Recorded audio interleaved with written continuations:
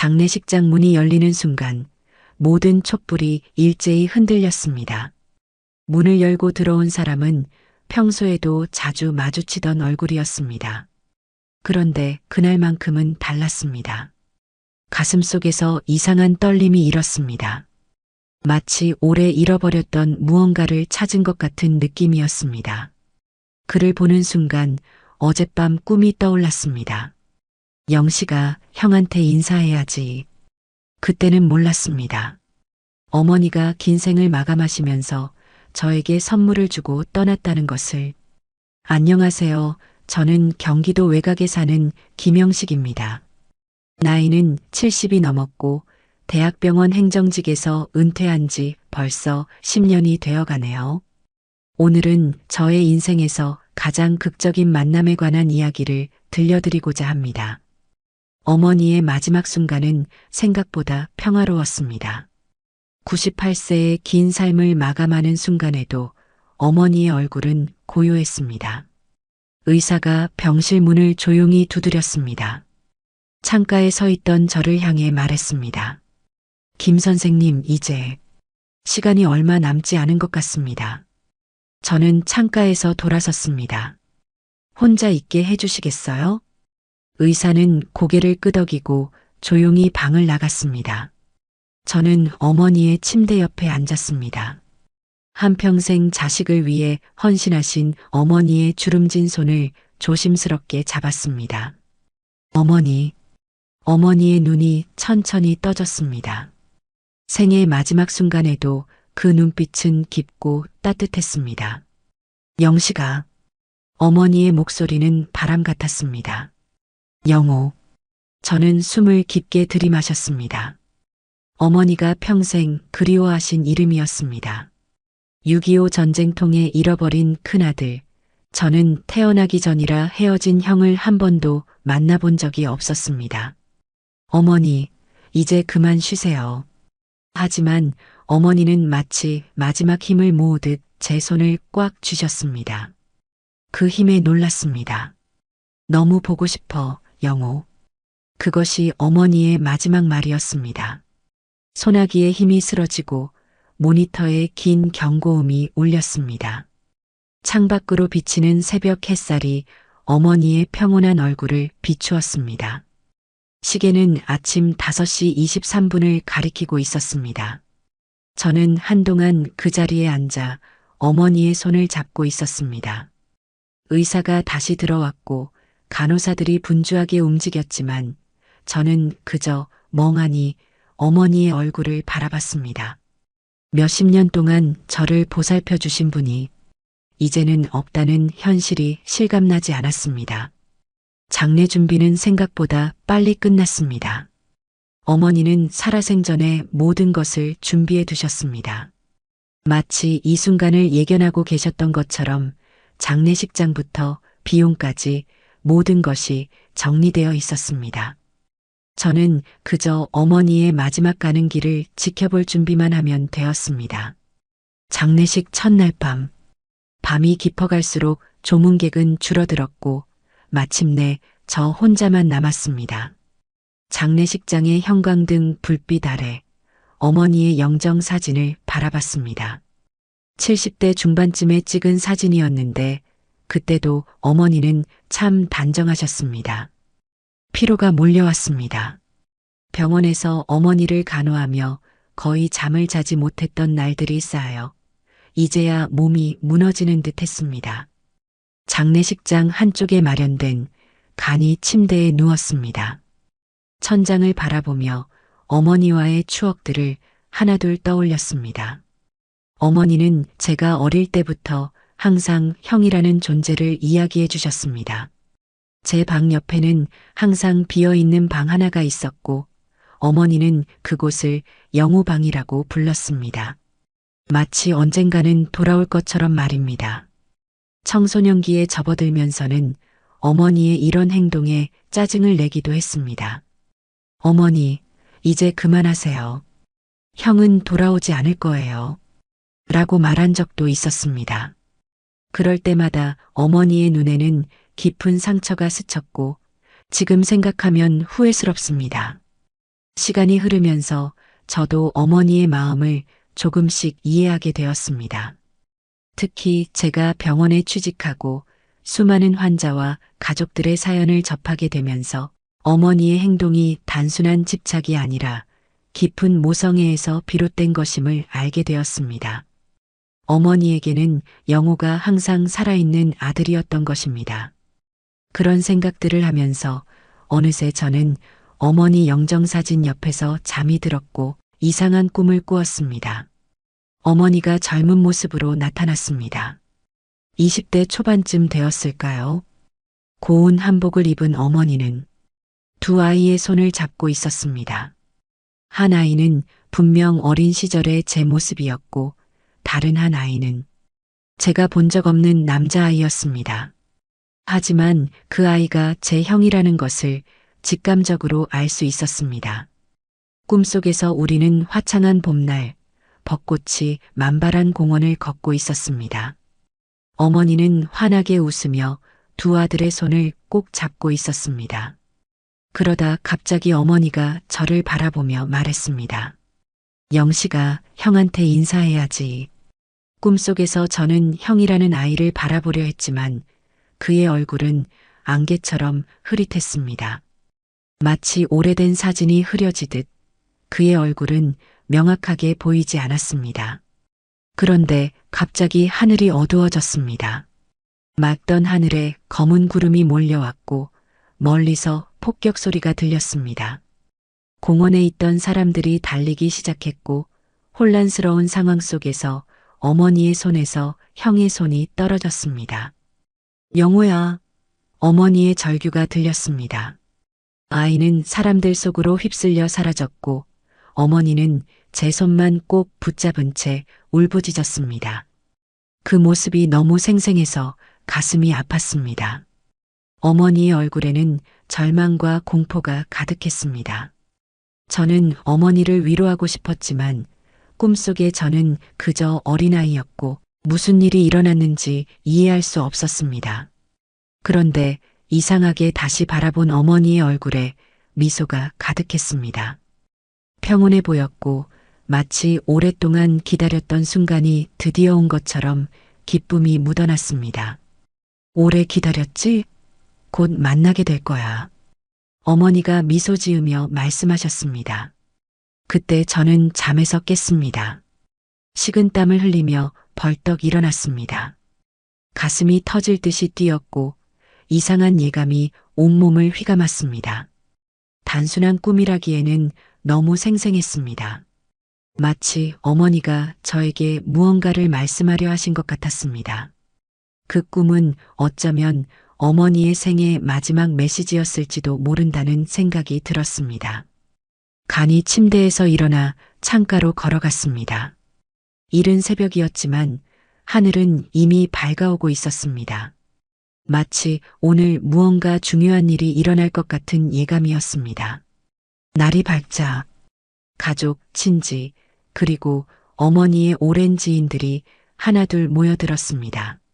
저는 영정 앞에 서서 조문객들을 맞이했습니다. 모두가 슬픔에 잠긴 얼굴로 위로의 말을 건넸지만 저는 여전히 꿈에서 깨어난 후에 그 이상한 느낌에서 벗어나지 못했습니다. 시간이 흐르면서 조문객들이 점차 줄어들었고 잠시 한가한 시간이 찾아왔습니다. 그때였습니다. 장례식장 문이 다시 한번 열렸습니다. 문이 열리는 순간 이상한 일이 일어났습니다. 방 안의 모든 촛불이 동시에 흔들렸습니다. 아무도 창문을 열지 않았고 바람이 불 이유가 없었는데도 말입니다. 그리고 그가 들어왔습니다. 박영수 교수님이었습니다. 병원에서 오랫동안 알고 지낸 분이었습니다. 저는 행정부에서 일했고 그는 의대 교수였습니다. 함께 일했던 시절부터 서로를 알고 지냈고 특히 15년 전 제가 심장마비 증상으로 주차장에서 쓰러져 있을 때 저의 생명을 구해주신 분이기도 했습니다.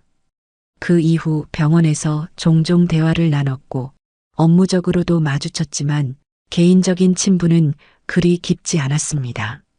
그런데 오늘 그 익숙한 얼굴을 보는 순간 가슴 한구석이 묘하게 뛰었습니다.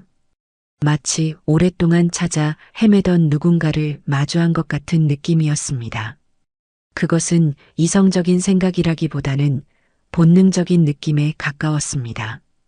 박 교수님은 검은 정장을 단정하게 차려입고 천천히 걸어왔습니다.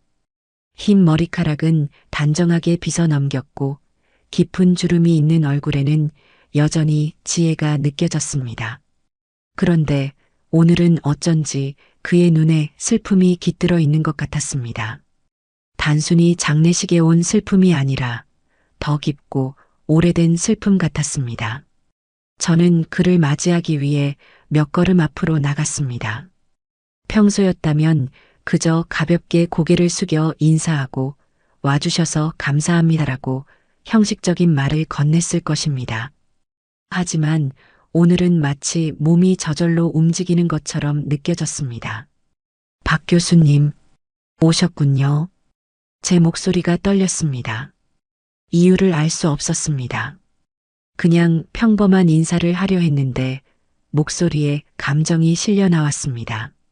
김 선생, 삼가 고인의 명복을 빕니다. 박 교수님은 정중하게 말했습니다. 그의 목소리는 여전히 깊고 따뜻했습니다. 그런데 그가 악수를 청하는 순간 저는 두 손으로 그 손을 꼭 붙잡았습니다. 마치 놓치면 안 될 무언가를 붙잡는 것처럼 말입니다. 이런 행동은 평소의 제 모습이 아니었습니다. 박 교수님은 제 행동에 당황한 기색이 역력했습니다. 그가 살짝 손을 빼려 했지만 저는 마치 무의식적으로 그의 손을 더 꽉 쥐었습니다. 순간 우리 눈이 마주쳤고 저는 그의 눈 속에서 무언가를 찾으려 했습니다. 그리고 어머니의 눈빛과 비슷한 무언가를 발견했습니다. 감사합니다. 장례식에 와주셔서 겨우 이 말을 끝내고 나서야 저는 그의 손을 놓았습니다. 박 교수님은 잠시 어색한 표정을 지으며 정중히 고개를 숙였습니다. 그런 다음 무언가 말을 더 하려다 그만두고 어머니의 영정 앞으로 걸어갔습니다. 저는 그가 영정 앞에 서는 모습을 지켜봤습니다. 평소 알던 박 교수님은 감정을 잘 드러내지 않는 분이었습니다. 그런데 오늘은 달랐습니다. 그는 어머니의 영정 앞에 서서 유난히 오래 묵념을 했습니다. 마치 깊은 생각에 잠긴 듯 했습니다. 그의 눈은 영정 사진에 고정되어 있었고 무언가를 기억해내려는 듯 눈썹을 살짝 찌푸렸습니다. 그러다 박 교수님이 중얼거리듯 말했습니다. 어디서 많이 뵌 분 같기도 하고 인상이 참 좋으세요. 그 말에 저는 심장이 멎는 듯한 느낌이 들었습니다. 박 교수님이 제 어머니를 본 적이 있을 리가 없었습니다. 교수님, 저희 어머니를 아셨나요? 제 질문에 박 교수님은 마치 꿈에서 깨어난 듯 고개를 흔들었습니다. 아니, 그냥 어딘가 익숙한 얼굴이라고 해야 할까요? 이상하게 마음이 편안해지는 느낌입니다. 그리고는 스스로 자신의 말에 당황한 듯 급히 덧붙였습니다. 실례했습니다. 적절치 못한 말을 했네요. 아닙니다. 오히려 그 말이 위로가 됩니다. 장례식이 진행되는 내내 저는 이상하게도 박 교수님의 존재가 크게 느껴졌습니다. 다른 조문객들이 오고 가는 와중에도 그의 존재만 유독 눈에 띄었습니다. 모든 절차가 끝나갈 무렵 우리는 장례식장 한쪽 조용한 곳에 앉게 되었습니다. 다른 조문객들은 대부분 떠났고 장례식장에는 저와 박 교수님 그리고 몇몇 직원들만 남아 있었습니다. 오늘 교수님이 오실 줄은 몰랐습니다. 글쎄요. 저도 무언가에 이끌려온 것 같은 느낌이었습니다. 박 교수님의 말에 또다시 가슴이 뛰었습니다. 어젯밤 꿈에서 어머니가 곧 만나게 될 거야라고 하셨고 오늘 아침부터 계속 누군가를 기다리는 듯한 느낌이 들었습니다. 그 누군가가 박 교수님이었던 것일까요? 어머니는 어떤 분이셨나요? 갑작스러운 그의 질문에 저는 잠시 생각에 잠겼습니다. 네, 정말 좋은 분이셨습니다. 그런데 항상 무언가 슬픔을 간직한 분이기도 했습니다. 전쟁 때 많은 것을 잃으셨거든요. 전쟁이요? 네, 어머니는 6.25 피난민이셨습니다. 북청에서 피난 오셨다고 하셨어요. 남편과 큰아들을 전통통에 잃으셨습니다. 제 말을 듣는 박 교수님의 표정이 미묘하게 변했습니다. 마치 무언가를 떠올리는 것 같았습니다. 그러셨군요. 많이 힘드셨겠습니다. 그의 목소리에는 진심 어린 동정이 느껴졌습니다. 교수님은 혹시 가족이 있으신가요? 늘 궁금했습니다만 직접 여쭤볼 기회가 없었네요. 사실 이런 질문은 평소에는 감히 할 수 없었을 것입니다. 박 교수님은 사생활에 대해 매우 비밀스러운 분이었고 병원에서도 그의 가족사에 대해 아는 사람이 거의 없었습니다. 하지만 오늘은 어쩐지 그런 질문을 해도 괜찮을 것 같은 분위기였습니다. 박 교수님은 잠시 침묵했습니다. 그리고 천천히 입을 열었습니다. 저는 가족이 없습니다. 어릴 때 입양되었거든요. 제 심장이 빠르게 뛰기 시작했습니다. 입양이라는 단어가 귀에 울렸습니다. 입양이요? 네, 제 기억으로는 전쟁 고아였던 것 같습니다. 그때 제가 몇 살이었는지 어디 출신인지는 정확히 모릅니다. 숨이 막혔습니다. 이 우연의 일치가 단순한 우연일까요? 어머니가 그토록 찾아 헤매던 아들이 병원에서 오랫동안 알고 지내던 박 교수님이었을 가능성이 있을까요? 그럼 원래 성함은요? 그것도 잘 모릅니다. 입양 서류에도 그냥 남자아이 약 3세에서 4세라고만 적혀 있더군요. 박 씨 가문에 입양되어 박영수라는 이름을 받았습니다. 제 인생은 그때부터 시작된 셈이죠. 혹시 기억나는 것은 없으신가요? 어린 시절이 무의식적으로 질문이 튀어나왔습니다.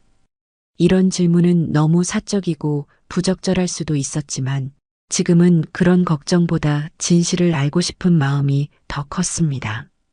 박 교수님은 고개를 가로저었습니다. 그의 눈에는 오래된 슬픔이 어려 있었습니다. 아주 희미한 기억 조각들만 있습니다. 누군가의 손을 잡고 걷는 느낌, 그리고 누군가에게 엎혀있던 순간들, 그게 전부입니다. 그의 말을 듣는 순간 저는 어린 시절부터 어머니가 항상 들려주시던 이야기가 떠올랐습니다. 북청 함경남도의 작은 마을. 전쟁 전 어머니는 그곳에서 아버지와 큰형인 영우와 함께 평화로운 삶을 살고 있었습니다. 내 형은 3살 때 이미 한글을 떼고 숫자도 20개까지 셀 줄 알았어. 너무 영특해서 동네 사람들이 모두 칭찬했지. 어머니는 항상 이런 자랑을 하셨습니다. 그리고 자랑 뒤에는 항상 깊은 한숨이 따라왔습니다. 1950년 초여름, 어머니는 둘째 아이를 가진 상태였습니다. 그 뱃속에 있는 아이가 저였죠. 어머니의 배는 불러와 있었고 가족들은 새 식구를 맞이할 준비로 분주했습니다. 그러나 그 아름다운 순간은 오지 않았습니다. 1950년 6월 25일 전쟁이 시작된 것입니다.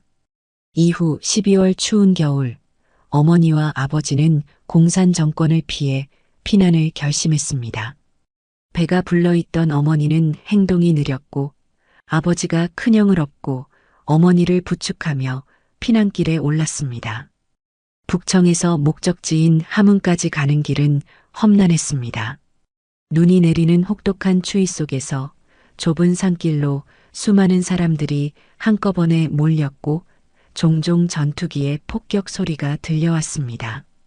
그 추위는 말로 표현할 수 없었어. 사람들이 길가에서 쓰러지는 것을 보았지. 우리는 운이 좋았어. 아버지가 강인했거든. 그렇게 우리 가족은 마침내 함흥에 도착했습니다. 그곳에서 미군 배를 타고 남한으로 내려갈 예정이었습니다. 하지만 그곳에서 더 큰 혼란이 기다리고 있었습니다. 중공군이 빠르게 남하하고 있다는 소식에 수많은 피난민들이 항구로 몰려들어 모든 사람들이 배를 탈 수 없는 상황이었습니다. 어머니와 아버지는 다행히 배에 탑승할 기회를 얻었습니다. 하지만 바로 그때 비극이 찾아왔습니다. 어머니와 아버지가 배에 오르려던 순간 갑자기 공습 경보가 울렸고 사람들이 패닉 상태에 빠졌습니다. 아버지는 한 손으로 큰 형을 꼭 안고 다른 손으로는 어머니의 손을 꼭 잡고 있었습니다. 그런데 그 혼란 속에서 어머니와 아버지의 손이 떨어지고 말았습니다. 임신한 상태였던 어머니는 사람들에게 밀려 넘어졌고 정신을 잃었습니다. 깨어났을 때는 이미 군함에 실려 있었고 아버지와 큰형은 보이지 않았습니다. 영호야. 어머니의 절규가 사람들의 아우성 속에 묻혔습니다. 어머니는 그 후 며칠 동안 배 위에서 눈물로 밤을 지새웠습니다. 배는 이미 남쪽으로 향하고 있었고 돌아갈 방법은 없었습니다. 남편과 아들을 잃은 어머니는 절망에 빠졌습니다. 유일한 희망은 아버지가 큰형을 데리고 다른 배를 타고 남쪽으로 왔을지도 모른다는 것이었습니다. 배는 결국 부산에 도착했고 어머니는 그곳에서 피난민 수용소에 머물게 되었습니다. 그곳에서 어머니는 매일같이 다른 피난민 수용소와 항구를 돌아다니며 아버지와 큰형을 찾았습니다. 하지만 수십만 명의 피난민 속에서 두 사람을 찾기란 불가능에 가까웠습니다. 그렇게 석 달이 지나고 어머니는 부산의 작은 병원에서 저를 낳았습니다. 그리고 새로 태어난 저에게 영식이라는 이름을 지어주었습니다. 형의 이름 영호에서 영을 따와 형제임을 나타내고 싶었던 것입니다. 그날 어머니는 저를 안고 울었다고 합니다. 새 생명의 탄생이 기뻤지만 다른 한편으로는 이 아이가 아버지와 형을 만날 수 없다는 사실이 너무 슬펐다고 했습니다. 전쟁이 끝난 후에도 어머니는 가족을 찾기 위해 노력했습니다. 대한적십자사에 가족 찾기 신청을 했고 이산 가족 상봉 프로그램에도 여러 차례 지원했습니다. 하지만 수십 년이 지나도 소식은 없었습니다. 가끔은 어머니가 한밤중에 혼자 울고 계시는 모습을 볼 때가 있었습니다. 그럴 때면 제 마음도 무거워졌습니다. 어머니는 80세가 넘어서도 형에 대한 희망을 놓지 않았습니다. 돋보기를 쓰고 신문을 꼼꼼히 읽으시며 이산 가족 관련 소식을 찾으셨고 TV에서 이산 가족 상봉 장면이 나올 때면 눈물을 흘리셨습니다. 그리고 항상 말씀하셨습니다. 내 형은 살아있어. 엄마는 알아. 그 확신에 찬 눈빛은 마지막까지도 변하지 않았습니다. 어머니는 그렇게 형을 만나지 못한 채 삶을 마감하셨습니다. 그것이 어머니의 가장 큰 한이었을 것입니다. 김 선생님 괜찮으세요? 갑자기 말씀이 없으시네요. 박 교수님의 목소리에 현실로 돌아왔습니다. 그의 눈에는 걱정이 담겨 있었습니다. 그 눈, 어머니가 항상 말씀하셨던 영호의 눈과 닮았을까요? 괜찮습니다, 교수님. 그냥 갑자기 많은 생각이 들어서요. 말을 이어가려는 순간 박 교수님이 먼저 이야기를 꺼냈습니다. 죄송합니다. 저는 이만 다른 일정이 있어서요. 다음에 또 뵙겠습니다. 그렇게 박 교수님은 고개를 숙여 인사하고 자리를 떠났습니다. 박 교수님이 떠난 후 장례식장은 더욱 적막해졌습니다. 몇몇 지인들이 남아 저를 위로했지만 제 생각은 온통 박 교수님에게 가 있었습니다. 마지막 조문객까지 떠난 후 저는 어머니의 영정 앞에 홀로 앉았습니다. 어머니, 오늘 박 교수님을 봤어요. 이상하게도 자꾸 형이 생각나더라고요. 그분이 저의 형이 맞는 걸까요? 영정 속 어머니는 미소 지은 채 대답이 없었지만 왠지 모를 따뜻함이 느껴졌습니다. 장례를 마치고 집으로 돌아오는 길은 유난히 길게 느껴졌습니다. 문을 열고 들어서자 적막한 집안이 저를 맞이했습니다. 어머니가 계시지 않는 집은 더 이상 집 같지 않았습니다. 평생 어머니와 함께 살아온 저에게 이 공간은 이제 단지 벽과 가구만 있는 텅 빈 공간 같았습니다. 어머니의 방문 앞에 서서 잠시 망설였습니다. 문을 열면 어머니가 거기 계실 것 같은 착각이 들었습니다. 하지만 이제는 그곳에 어머니가 없다는 걸 알았습니다. 문을 닫고 제 방으로 향했습니다. 그날 밤 저는 잠을 이룰 수 없었습니다. 베개가 젖도록 울었습니다. 슬픔이라기보다는 너무 많은 감정이 한꺼번에 밀려와서였을 것입니다. 아침이 밝았습니다. 긴 밤을 뒤척이며 생각하고 또 생각했습니다. 박 교수님이 정말 나의 형일까? 아침 식사도 거른 채 저는 어제 박 교수님이 남긴 모든 말을 회상했습니다. 그리고 그의 눈에서 느껴진 어머니와 닮은 무언가. 이 모든 것이 단순한 우연일 수는 없었습니다. 결심했습니다. 진실을 확인해야 했습니다. 하지만 어떻게 시작해야 할까요? 단순히 박 교수님에게 전화해서 혹시 당신이 제 형 아닐까요? 라고 물어볼 수는 없었습니다. 그것은 너무 갑작스럽고 어쩌면 상처를 줄 수도 있는 질문이었습니다. 더구나 30년 넘게 알고 지낸 사이에 이런 가능성을 언급한다는 것은 이상하게 보일 수도 있었습니다. 결국 저는 간단한 문자 메시지를 보내기로 했습니다. 병원에 있는 동안 가끔 업무상 연락을 주고받던 박 교수님의 번호를 찾았습니다. 메시지를 어떻게 작성해야 할지 한참을 고민했습니다. 너무 형식적이지도 너무 친밀하지도 않게 마침내 짧은 메시지를 보냈습니다. 박 교수님, 김영식입니다. 어제 장례식에 와주셔서 감사합니다.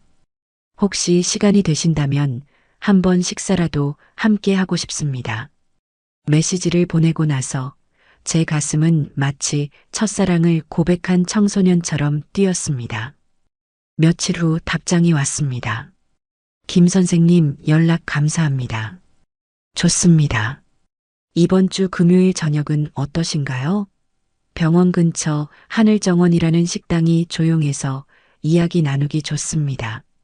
메시지를 읽는 순간 이상하게도 눈물이 쏟아졌습니다.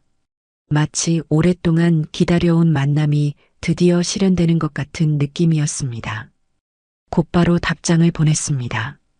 금요일 저녁 좋습니다. 7시에 하늘정원에서 뵙겠습니다. 그리고 금요일이 오기까지의 나흘은 제 인생에서 가장 길게 느껴진 시간이었습니다. 어떤 이야기를 해야 할지, 어떻게 진실을 확인할 수 있을지 수없이 많은 시나리오를 머릿속에 그렸습니다. 금요일 아침 저는 평소보다 일찍 일어났습니다. 긴장한 탓인지 밤새 잠을 설쳤습니다. 그렇게 식당에 약속보다 30분 일찍 도착했습니다. 직원은 저를 창가 자리로 안내했고 물 한 잔을 가져다 주었습니다. 정확히 7시 박 교수님이 식당에 들어섰습니다.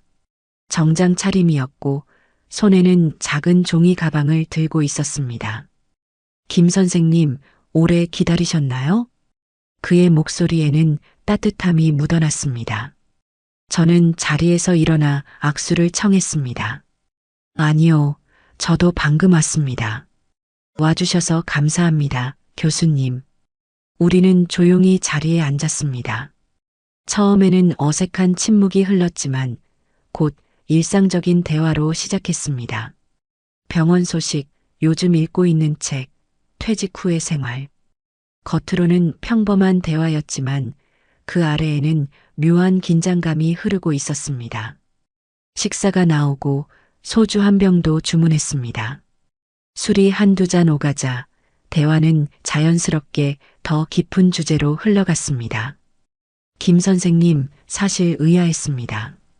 저희가 같은 병원에서 오래 일했지만 이렇게 같이 식사를 하는 건 처음이라서요. 오늘 저를 부른 것, 뭔가 하고 싶은 이야기가 있는 것 아닌가요? 제 심장이 빠르게 뛰기 시작했습니다. 이제 진짜 대화가 시작되는 순간이었습니다. 어떻게 접근해야 할까? 너무 직설적으로 물어보면 어색할 것 같았고, 너무 돌려 말하면 의도가 전달되지 않을 것 같았습니다. 사실, 어머니가 꿈에 나와서 한 말씀이 너무 걸려서요. 잃어버린 형을 곧 만날 수 있을 거라고 했습니다. 박 교수님의 표정이 미묘하게 변했습니다. 호기심과 의아함이 뒤섞인 표정이었습니다. 형을요? 장례식장에서 말씀하셨던 그 형 말이군요. 전쟁 때 헤어진 내 어머니는 평생 형을 찾아 헤매셨습니다. 잠시 침묵이 흘렀습니다. 박 교수님은 잔을 들어 술을 한 모금 마시고 생각에 잠긴 듯 했습니다. 김 선생님, 그런데 그게 저와 어떤 연관이 있는 걸까요? 저는 깊게 숨을 들이마셨습니다. 이제는 돌이킬 수 없는 질문을 던질 때였습니다. 혹시 교수님이 저의 형, 김영호일 가능성은 없을까요? 그 말이 나오는 순간 테이블 위에 무거운 침묵이 내려앉았습니다. 박 교수님의 얼굴에는 복잡한 감정이 교차했습니다. 놀라움, 혼란, 그리고 무언가 깊은 감정. 김 선생님, 그게 정말 가능할까요? 우리가 30년 가까이 같은 병원에서 일했는데 저도 믿기 어렵습니다. 하지만 너무 많은 우연이 겹쳐요.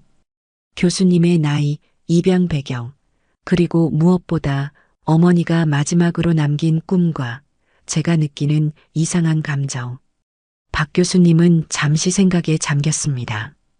그리고 천천히 입을 열었습니다.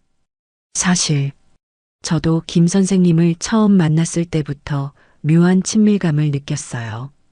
특히 15년 전 그 사건 이후로. 하지만 그게 형제의 인연이라고는 생각하지 못했습니다.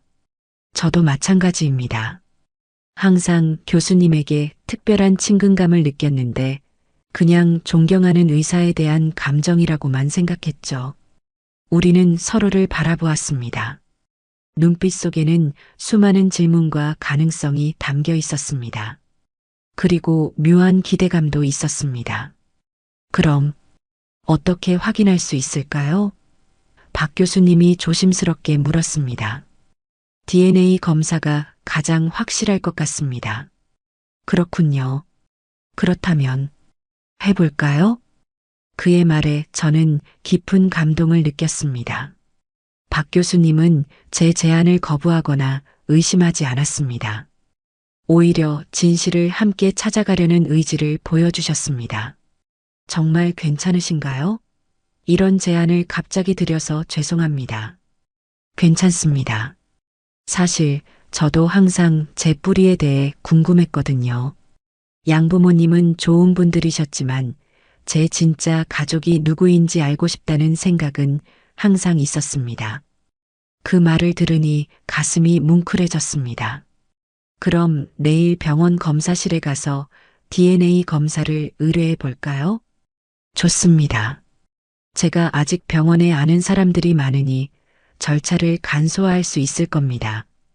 그렇게 우리는 다음 날 만나기로 약속했습니다. 식사를 마치고 헤어질 때 박 교수님은 제 어깨를 가볍게 두드렸습니다. 내일 뵙겠습니다. 김 선생님. 그 손길에서 따뜻함을 느꼈습니다. 택시를 타고 돌아오는 길, 가슴은 설렘으로 가득했습니다. 내일 어머니의 마지막 소원이 이루어질지도 모른다는 생각에 눈물이 났습니다. 그리고 70여 년 동안 형 없이 살아왔던 제 인생에 이제 새로운 장이 열릴 수도 있다는 희망에 가슴이 벅차올랐습니다. 어머니, 저 형을 찾을 수 있을 것 같아요. 조금만 더 지켜봐 주세요. 그날 밤 오랜만에 편안한 잠을 잤습니다. 다음 날 박 교수님을 만나 DNA 검사를 진행했습니다. 검사 결과를 기다리는 시간은 마치 영원처럼 느껴졌습니다. 그리고 마침내 결과를 받는 순간이 왔습니다. 박 교수님과 저는 병원 근처 작은 카페에서 만나기로 했습니다. 연구소에서는 결과를 이메일로 보내줄 것이라고 했습니다. 약속 시간보다 1시간 일찍 도착한 저는 카페 구석 자리에 앉아 초조하게 시간을 기다렸습니다.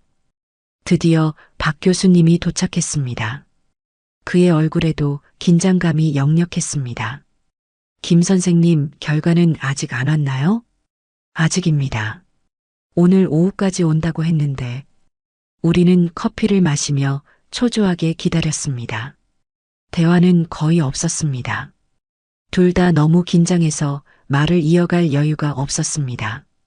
시간은 더디게 흘렀고 카페의 시계 소리가 유난히 크게 들렸습니다. 오후 3시 정각 제 휴대폰이 울렸습니다. 이메일 알림이었습니다. 손이 떨려 제대로 화면을 터치할 수 없었습니다.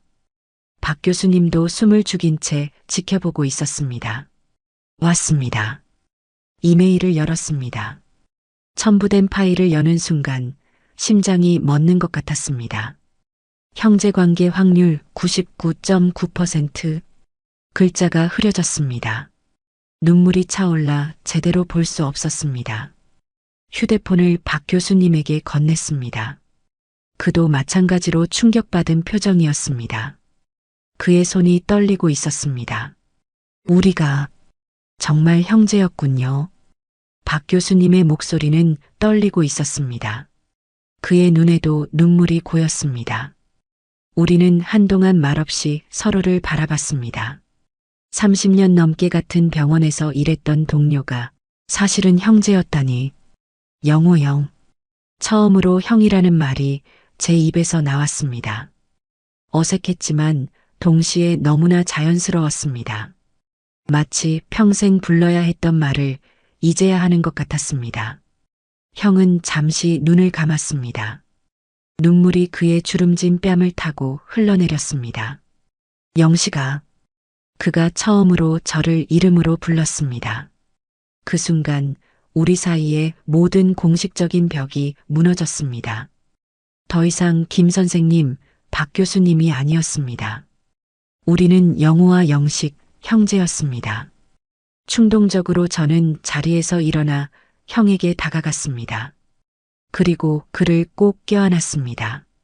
태어나서 한 번도 해보지 못한 형제간의 포옹이었습니다. 형의 몸은 처음에는 굳어 있었지만 곧 그도 저를 꼭 안아주었습니다. 영식아, 내가 내 동생이었다니. 그의 목소리에는 믿기지 않는 감정과 기쁨, 그리고 후회가 뒤섞여 있었습니다. 우리는 서로를 끌어안은 채 한동안 그대로 있었습니다. 카페에 있던 다른 손님들이 우리를 신기하게 바라봤지만 우리에게는 그런 것은 중요하지 않았습니다. 어머니가 정말 좋아하셨을 텐데. 이 말을 하자 형은 더 크게 흐느꼈습니다.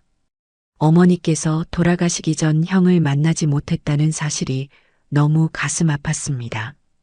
평생 찾아 헤매던 아들이 사실은 바로 곁에 있었는데 끝내 만나지 못하셨다니. 우리는 카페를 나와 근처 공원으로 걸어갔습니다. 벤치에 나란히 앉아 지난 세월을 더듬어 보았습니다. 형은 자신이 어떻게 피난민 수용소에서 발견되었는지, 어떻게 박씨 가문에 입양되었는지 자세히 들려주었습니다. 그리고 저는 어머니가 어떻게 형을 찾아 헤매셨는지, 어떻게 형의 방을 항상 준비해 두셨는지 이야기했습니다. 어머니는 항상 형이 살아있다고 믿었어. 한 번도 포기하지 않으셨어. 형의 눈에는 깊은 슬픔이 스쳤습니다. 나도 가끔 꿈에서 어머니를 만났던 것 같아. 기억나지 않는 여자가 나를 부르는 꿈. 대화는 자연스럽게 이어졌습니다. 이제 우리 집에 가보자. 어머니의 물건들도 보여드리고 싶어요. 집으로 돌아와 저는 형에게 어머니의 방을 보여주었습니다. 그리고 항상 형을 위해 준비되어 있던 방도 보여주었습니다. 이 방이 내 방이었던 거야? 형은 방 안으로 들어서며 떨리는 목소리로 물었습니다. 깨끗하게 정돈된 침대, 책상, 그리고 벽에 걸린 작은 액자들. 어머니는 이 방을 마치 언제든 형이 돌아올 것처럼 정성스럽게 관리하셨습니다. 어머니는 이 방을 영호방이라고 부르셨어. 내가 이 방에 들어오는 것도 별로 좋아하지 않으셨지. 형은 천천히 방 안을 둘러보았습니다. 그리고 침대 가장자리에 조심스럽게 앉았습니다. 그의 눈에는 눈물이 맺혔습니다. 영식아, 난 항상 무언가 잃어버린 것 같은 느낌으로 살았어. 그게 바로 가족이었던 거야. 그날 밤 형은 우리 집에서 묵기로 했습니다. 바로 그 영호방에서요. 어머니가 평생 꿈꿔왔던 순간이 마침내 실현된 것입니다. 비록 어머니는 볼 수 없었지만 하늘에서 어머니가 미소 지으며 보고 계신 것 같았습니다. 다음 날부터 우리는 서로에 대해 더 많이 알아가기 시작했습니다. 형은 저에게 지금까지 인생의 경험을, 저는 형에게 어머니와의 추억을 나눴습니다. 서로 닮은 점도 발견했습니다. 우리는 둘 다 책을 좋아했고 클래식 음악을 즐겨 들었으며 심지어 커피를 마시는 방식도 비슷했습니다. 그렇게 2주가 지났습니다. 집에서 형과 아침 식사를 하려고 준비하고 있는데 갑자기 쿵 하는 소리가 들렸습니다. 소리가 난 방향으로 달려가 보니 형이 화장실 앞에서 쓰러져 있었습니다. 얼굴은 창백했고 이마에는 식은 땀이 맺혀 있었습니다. 형, 괜찮아요? 형은 대답 대신 배를 부여잡고 신음하셨습니다. 극심한 복통을 호소하며 몸을 웅크리고 있었습니다. 배가 너무 아파. 곧바로 119에 전화를 걸었고 구급차는 10분 만에 도착했습니다. 형은 응급실로 이송되었고 저는 불안한 마음으로 그 뒤를 따랐습니다. 응급실에서 의사들은 신속하게 형을 진찰했습니다. 기본적인 혈액 검사와 복부 초음파를 진행한 후 의사가 저를 불렀습니다. 초기 검사 결과 췌장 부위에 이상 소견이 보입니다. 더 정확한 진단을 위해 CT 촬영과 추가 검사가 필요합니다. 입원하시는 게 좋겠습니다. 형은 곧 입원실로 옮겨졌고 그날 오후에 CT 촬영을 했습니다. 검사 결과를 기다리는 동안 형의 통증은 진통제로 어느 정도 완화되었지만 여전히 불편해 보였습니다. 다음 날 아침 담당 의사가 병실을 찾아왔습니다. 그의 표정은 무거웠습니다. 의사는 침대에 누워있는 형님과 제게 번갈아 시선을 두었습니다. CT 결과 췌장에 종양이 발견되었습니다. 더 정확한 진단을 위해 내시경적 초음파와 조직 검사를 진행하고 싶습니다. 형은 의사였기에 상황의 심각성을 즉시 이해했습니다. 잠시 눈을 감고 깊은 숨을 내쉬었습니다. 전이는요? 형이 차분한 목소리로 물었습니다. 아직 정확히 말씀드리기는 어렵습니다. 추가 검사 후에 더 자세히 알 수 있을 겁니다. 이틀 후 모든 검사가 완료되었고 최종 진단이 내려졌습니다. 담당 의사는 저와 형에게 결과를 설명했습니다. 상태가 좋지 않습니다. CT 결과 췌장에 종양이 발견되었고 이미 주변 조직으로 전이된 상태입니다. 현재로서는 말기 췌장암으로 보입니다. 그 말을 듣는 순간 세상이 무너지는 것 같았습니다. 얼마나 시간이 남았나요? 의사는 잠시 침묵했다가 조심스럽게 말했습니다. 정확히 말씀드리기는 어렵지만 보통 이 정도 상태에서는 3개월에서 6개월 정도로 예상합니다. 물론 치료에 따라 다를 수 있습니다. 3개월에서 6개월. 너무 짧았습니다. 70년 만에 만난 형과 함께할 시간이 고작 몇 달이라니. 미안해, 영식아. 걱정 끼쳐서. 형, 괜찮아요. 다 나을 거예요. 하지만 우리 둘 다 그것이 쉽지 않을 것임을 알고 있었습니다.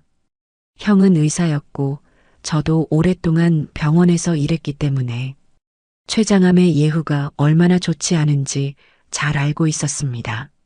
다음 날 담당 의사는 자세한 검사 결과와 함께 치료 계획을 설명했습니다. 항암 치료와 방사선 치료를 병행하며 가능하다면 수술도 고려한다는 것이었습니다. 하지만 형의 나이와 암의 진행 정도를 고려할 때 완치보다는 삶의 질을 높이는 완화 치료가 중심이 될 것이라고 했습니다. 형은 모든 설명을 담담하게 들었습니다.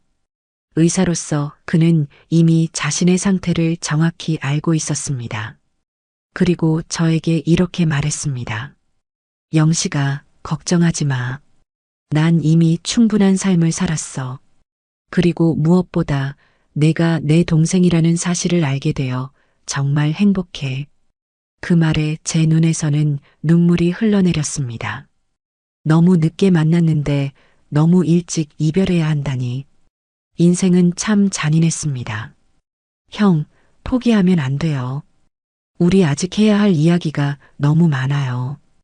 어머니 이야기도, 아버지 이야기도, 그리고 우리의 이야기도. 형은 미소를 지었습니다. 그 미소는 너무나 따뜻하고 평화로웠습니다. 그래, 내 말이 맞아. 아직 할 이야기가 많지. 그러니까 걱정 마. 난 쉽게 포기하지 않을 거야.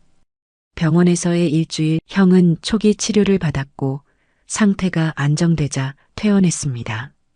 저는 형을 저의 집으로 모셔왔습니다. 이제 본격적인 치료가 시작될 것이고 그 과정은 힘들 것입니다. 하지만 형과 함께할 수 있는 이 시간이 얼마나 소중한지 알기에 저는 최선을 다해 그를 돌볼 준비가 되어 있었습니다. 형, 제가 모든 것을 다 챙길게요. 형은 그저 건강해지는 데만 집중하세요. 형은 고맙다는 눈빛을 보냈습니다. 그리고 제 손을 꼭 잡았습니다. 우리는 말없이 서로를 바라봤습니다. 70년의 공백, 그리고 이제 주어진 짧은 시간. 하지만 이 순간만큼은 모든 것이 완벽했습니다. 우리는 다시 한 가족이 되었고 어머니의 소원도 이루어졌습니다. 비록 암이라는 새로운 위기가 찾아왔지만 우리는 이제 함께 맞서 나갈 것입니다. 영식아, 내 남은 시간 함께 보내자. 네, 형. 그동안 놓쳤던 모든 시간을 이제라도 함께 보내요. 그렇게 형의 투병 생활이 시작되었습니다. 항암 치료는 생각보다 형의 몸에 큰 부담을 주었습니다. 고령에다 암의 진행 상태가 이미 상당했기 때문에 의사들은 적극적인 치료보다는 완화 치료를 권했지만 저는 포기할 수 없었습니다. 형, 우리 조금만 더 견뎌봐요. 제가 있잖아요. 매일 아침 저는 형에게 이렇게 말하며 하루를 시작했습니다. 형은 항상 미소로 대답했습니다. 비록 항암제 부작용으로 머리카락이 빠지고 얼굴은 헬쑥해졌지만 그 눈빛만큼은 여전히 따뜻했습니다. 저는 병원 행정직으로 40년간 일하며 배운 모든 지식과 인맥을 총동원했습니다. 알고 지내던 의사들에게 조언을 구하고 최신 치료법에 대한 정보를 찾았습니다. 때론 밤을 새워가며 해외 논문을 읽기도 했습니다. 어머니가 죽을 때까지 형을 찾기 위해 포기하지 않았듯이 저도 형의 건강을 위해 절대 포기하지 않을 것이었습니다. 형은 우리 집 영호방에서 지냈습니다. 그리고 저는 항상 자기 전 형 옆에서 어머니와 어머니에게서 들은 형에 대한 이야기를 들려주었습니다. 3살 때 이미 한글을 떼었다는 것, 동네에서 가장 똑똑한 아이로 소문났다는 것, 그리고 웃을 때면 오른쪽 볼에 작은 보조개가 생겼다는 것까지. 형은 그 이야기를 들으며 가끔 눈물을 흘렸습니다. 자신도 기억하지 못하는 어린 시절, 그리고 만나지 못했던 어머니에 대한 그리움이 그 눈물 속에 담겨 있었습니다. 하지만 치료가 계속됨에도 형의 상태는 점점 악화되었습니다. 의사들은 더 이상의 적극적인 치료는 의미가 없을 수 있다고 말했지만 형과 저는 끝까지 포기하지 않았습니다. 그러던 어느 날 형의 상태가 조금 좋아진 시기, 우리는 특별한 계획을 세웠습니다. 어머니의 묘소를 함께 방문하기로 한 것입니다. 형은 이 일을 위해 며칠 동안 체력을 비축했고 저는 모든 준비를 완벽하게 했습니다. 그날은 맑고 따뜻했습니다. 형을 휠체어에 태우고 천천히 어머니의 묘소로 향했습니다. 산 중턱에 있는 묘소까지 가는 길은 쉽지 않았지만 형은 끝까지 참고 견뎠습니다. 어머니의 묘소 앞에 도착했을 때 형의 눈에는 이미 눈물이 고여 있었습니다. 묘비에는 김명자라고 새겨져 있었습니다. 그 아래에는 사랑하는 어머니, 당신의 기다림이 헛되지 않기를이라는 글귀가 있었습니다. 형은 휠체어에서 일어나 무릎을 꿇었습니다. 그리고 조심스럽게 묘비를 어루만졌습니다. 어머니, 저 영호입니다.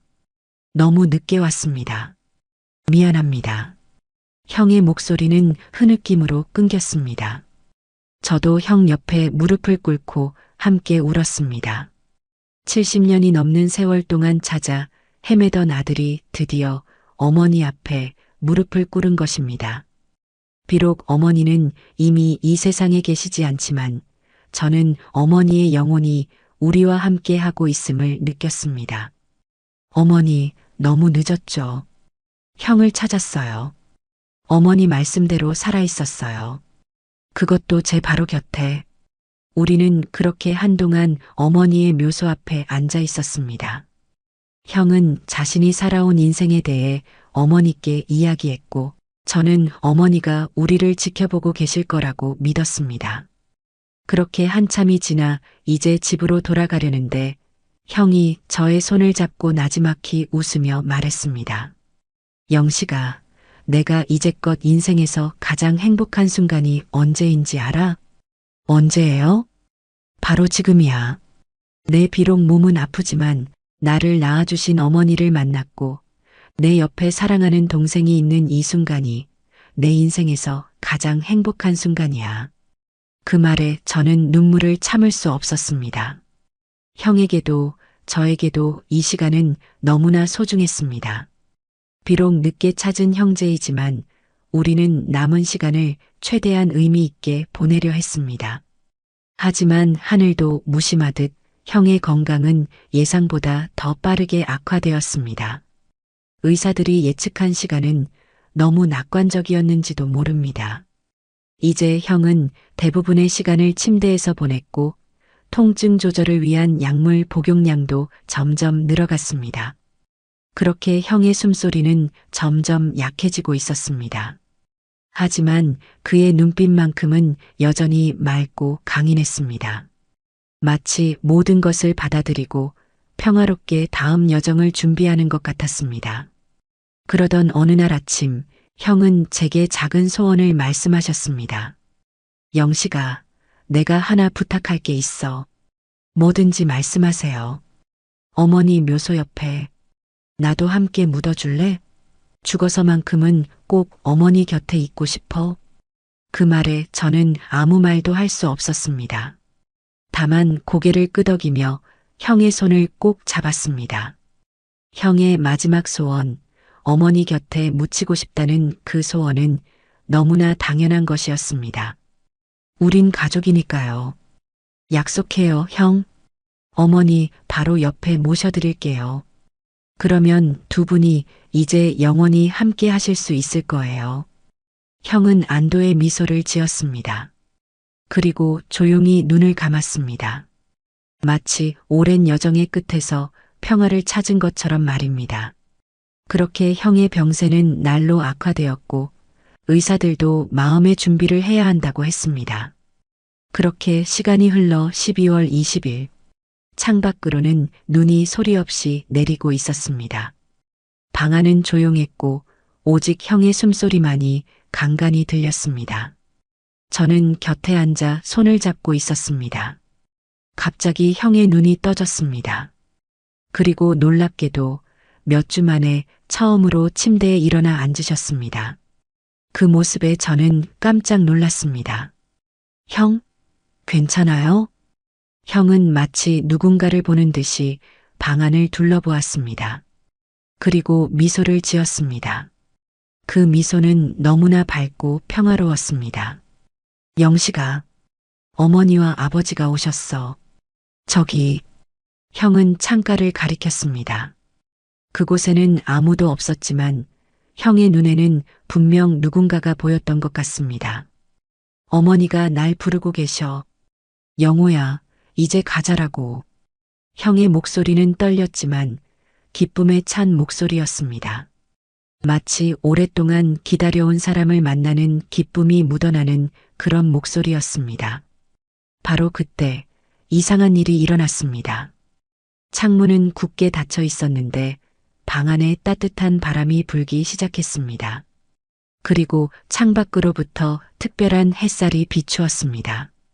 그날은 흐린 날이었는데 갑자기 구름 사이로 한 줄기 햇살이 방 안으로 쏟아져 들어왔습니다. 그 빛은 형의 침대를 비추었고 형의 얼굴은 그 빛 속에서 더욱 평화로워 보였습니다. 그리고 형은 다시 누웠습니다. 깊은 숨을 내쉬었습니다. 영식아, 나는 정말 행복해. 그 말을 마지막으로 형은 눈을 감으셨습니다. 방 안의 따뜻한 바람은 여전히 불고 있었고 창문으로 들어오는 햇살은 더욱 밝아졌습니다. 형의 얼굴에는 미소가 번져 있었습니다. 그것은 제가 본 중에 가장 평화롭고 행복한 미소였습니다. 저는 형의 손을 계속 잡고 있었습니다. 점점 차가워지는 손이었지만 그 손에서 전해지는 온기는 여전히 제 가슴을 따뜻하게 했습니다. 그렇게 형은 평화롭게 세상을 떠나셨습니다. 장례는 소박하게 치러졌습니다. 형의 양부모님은 이미 오래전에 돌아가셨고 가까운 친척도 없었기에 주로 병원 동료들과 제가 함께 형을 배웅했습니다. 하지만 그 자리에는 보이지 않는 두 분도 함께하고 계셨을 것입니다. 어머니와 아버지, 그리고 형의 마지막 소원대로 저는 형을 어머니 묘소 바로 옆에 모셨습니다. 새로 세운 비석에는 박영수 김영호라고 새겨졌습니다. 그 아래에는 사랑하는 아들이자 형, 70년의 기다림 끝에 가족의 품으로 돌아오다라는 문구가 새겨졌습니다. 시간이 흘러 크리스마스 날, 저는 홀로 집에 앉아 창밖의 눈을 바라보았습니다. 모두가 가족과 함께하는 날이지만 이제 저는 다시 혼자가 되었습니다. 하지만 이상하게도 외롭다는 생각이 들지 않았습니다. 마치 어머니와 형이 여전히 곁에 있는 것 같은 느낌이 들었습니다. 그날 밤 저는 오랜만에 편안한 잠을 잤습니다. 그리고 꿈속에서 어머니와 형, 그리고 한 번도 만나보지 못한 아버지를 만났습니다. 우리 가족은 꿈속에서 함께 식탁에 앉아 이야기를 나누었습니다. 그곳에서는 70년의 이별도 암의 고통도 없었습니다. 오직 따뜻한 가족의 사랑만이 있었습니다. 꿈에서 깨어난 후 저는 창가로 걸어갔습니다. 밤새 내린 눈으로 세상은 하얗게 변해 있었습니다. 그리고 동쪽 하늘에는 아침 해가 떠오르고 있었습니다. 그 순간 저는 형의 마지막 말을 떠올렸습니다. 영식아, 나는 정말 행복해. 저 역시 같은 마음이었습니다. 비록 형과의 만남은 짧은 시간이었지만 형을 만나 우리가 형제임을 확인할 수 있었고 어머니의 마지막 소원도 이루어졌고 형도 자신의 뿌리를 찾았습니다. 어머니, 형, 이제 편히 쉬세요. 곧 갈게요. 그때 다시 만나요. 창밖으로 새로운 아침이 밝아오고 있었습니다. 마치 새로운 시작을 알리는 것처럼 햇살은 점점 더 밝아졌습니다. 그 빛 속에서 저는 어머니와 형이 평화롭게 미소 짓고 있는 모습을 상상했습니다. 70년의 이별과 3개월의 재회, 그리고 다시 이별. 하지만 이것은 진정한 이별이 아니라 언젠가 다시 만날 것을 약속하는 잠시의 헤어짐이었습니다. 창밖에 새하얀 눈이 아침 햇살에 반짝이고 있었습니다. 마치 형의 미소처럼 눈부시게 빛나고 있었습니다. 그렇게 세월이 흘러 저는 대한적십자사 이산가족찾기 사업부에 자원봉사를 시작했고 어느덧 1년이 지났습니다. 형과의 경험 이후 저는 다른 이산가족들을 돕는 일에 제 남은 인생을 바치기로 했습니다. 비록 저와 어머니의 이야기는 행복한 결말을 맺었지만 아직도 수많은 가족들이 서로를 찾고 있다는 사실을 알기 때문입니다. 사무실 책상 위에는 형과 찍은 유일한 사진이 놓여 있습니다. 어머니 묘소를 함께 방문했을 때 찍은 사진입니다. 휠체어에 앉은 형님과 그 옆에 서 있는 저. 비록 찍힌 순간은 슬픔의 시간이었지만 그 사진 속에는 형제의 깊은 유대감이 담겨 있습니다. 가끔은 형이 병상에서 말씀하셨던 것을 떠올립니다. 영식아, 우리 인생의 여정은 때로는 길고 때로는 짧아. 하지만 중요한 건 그 여정에서 만나는 사람들과 얼마나 깊이 연결되느냐야. 형과의 짧은 만남은 제 삶을 완전히 바꿔놓았습니다. 70년 동안 몰랐던 형제애를 단 3개월 만에 깊이 경험하게 해준 그 시간은 제 인생에서 가장 소중한 보물이 되었습니다. 창밖으로 봄이 오고 있습니다. 어머니와 형이 잠들어 있는 산자락에도 이제 꽃이 피어날 것입니다. 그곳에 앉아 두 분의 이야기를 나누는 것이 요즘 제 일과가 되었습니다. 어머니에게는 형의 그동안의 인생을, 형에게는 제 일상을 들려드립니다. 그리고 마지막에는 항상 같은 말로 인사를 마무리합니다. 어머니, 형, 그곳에선 행복하시죠? 앞으로도 우리 가족의 이야기는 계속될 겁니다. 지금까지 제 이야기를 들어주셔서 감사합니다. 가족을 잃은 아픔이 있는 분들에게 조금이나마 힘이 됐으면 좋겠습니다. 감사합니다.